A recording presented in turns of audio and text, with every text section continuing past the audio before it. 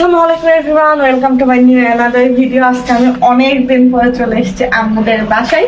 আমি বাসায় বসেছিলাম, আমি জানিও না আজকে দুপুরে আসতাম, হুট করে কল দিয়ে বলে একটু বাসায় আসো। তো সে যে কিসের জন্য মানে ডাকছে আমি তো একটু একটু বুঝতে পারছি। আর সে সবকিছুতে বেশি বুঝে, আর সে কাজ কাম সবসময় একটু বেশি বেশি করার ট্রাই করে। সো সে যে কি জন্য ডাকছে আমি আপনাদের দেখে আসো। এবার আমার মা যদি আমারই এত সুন্দর করে দাওয়াতে দেখে নিয়ে পোলাও বিরিয়ানি না করছে, আমার মার খবর আছে। কইছে অলরেডি প্রিপারেশন চলছে, দেখাই যাচ্ছে কি ভিতরে অলরেডি করে রাখছে সে,